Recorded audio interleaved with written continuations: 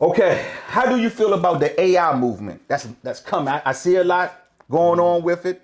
I see, you know what I'm saying, like Gary V talking about it. I see Charles talking about it. T-shirt millionaire. I see Rich talking about it. So how do you feel about it? Man, it's scary.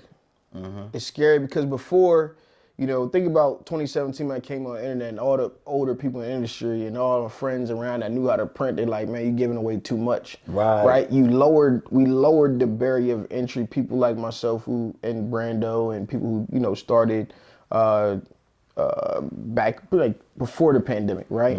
We lowered the barrier of entry when it came into it. So now the next barrier of entry was like, nobody can do art. Like you got to put the time in. Like I said, I started probably art way before I even got into t-shirts. That was probably I got over to high school in 2006. I was already doing stuff in like paint and taking watermarks off of people's senior pictures in paint, pixel by pixel, and making it look perfect. I had a friend who couldn't afford her pictures, so I'm pretty sure no statutes of limitations on that, but you get where I'm going at. So you look at this entire this progression of how things have gone. I started art officially probably close to 2007, probably 2008, and I've learned over the years. And I'm not even like the most proficient. I don't know how to do everything the best way, but I get a lot done over times. But now people actually get to just type in. Now there's no barrier to entry artwork.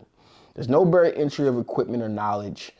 So anybody can literally do this now, right? So it's a beautiful thing, but it's scary for people who don't want to adapt to what's going on. And that's where I say and I'm kind of stuck in my ways. Like I don't see the point of learning a lot of new stuff, right? Because the business doesn't necessarily, if you go to somebody been printing signs for 30 years, they just print signs the same way that they know how. It may be 25 new ways to do it, but they use the same old equipment that is tried and true, and they run in their business. So I also think it's a blessing in disguise because just imagine if DTF wasn't here when AI came.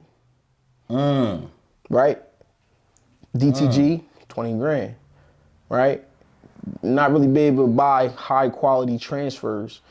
So now with DTF and AI, I think you basically getting to print whatever you see on the computer screen. And what's AI doing? Putting stuff on the computer screen. So I think the timing is perfect because even over the last 2 years, DTF has evolved a lot. Now it's everywhere. Now you can do it, or you can buy a machine and you can kind of learn the process, produce these transfers. So now, as people are creating AI, they still got to make the garments, right?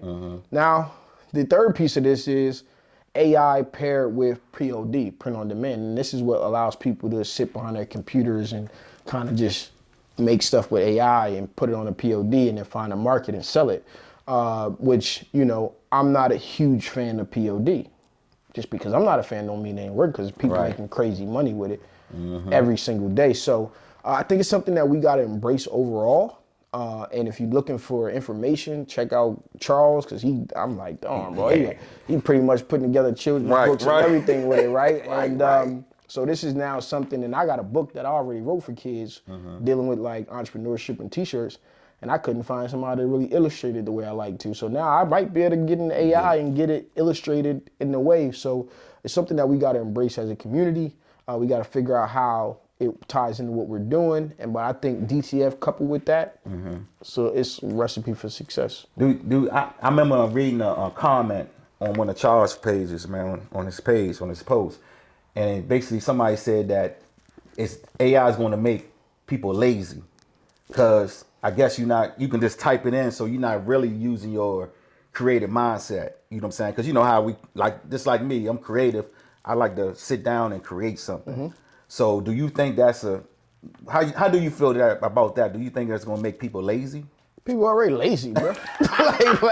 like it's the get I'm talking about as far as the way of thinking. It's the get rich quick scheme, right? Like, but again, will it make people lazy? Yes, but if you're not lazy, you're gonna figure out how to do what you're doing better, right? Yeah. So like me, I can write really well, but when it comes to grammar and like the correct way to put it on paper, I'm not good with. So now I can write an article, or better yet, I can have one of these AI platforms write me an article, but it ain't no me in that article. So I still got to go back through it and make it have some me in there if I'm gonna go that direction. So, sure, lazy people going to try to take advantage of it. But the ones who ain't lazy, they going to figure out how to really use it to its best ability. They going to figure out, stay on top of what's going on. And it's one of the things where I don't like it because I got to keep learning. You know what I'm saying? Like, this stuff is only going to start moving faster and faster and faster. It ain't far before we in iRobot. We ain't far from iRobot. Like, self-driving cars. You don't need copywriters no more. You don't necessarily need a graphic designer anymore. And the things that they're doing, that Charles and Rich do, where now it's like, hey, I want a samurai, and I want a samurai in Simpsons form. I want a samurai in Boondocks form. And it's just spitting it out. Now, here's the crazy thing. A guy showed me this when I was in Chicago, middle of last year. I seen DALL-E a long time ago. And I'm like, yo.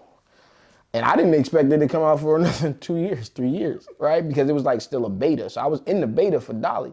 And, back then it was still not, I didn't think it was great, but it was probably me. Because I had to learn how to talk to it. I had to learn how to input things that's going to get me back what I want out of it. So it's going to be fun to watch.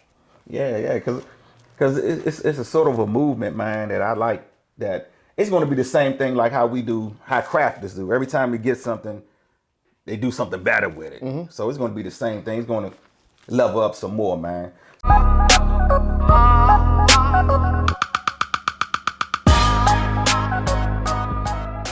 The T-Shirt Side Hustle team would like to give a huge shout out to its contributing members.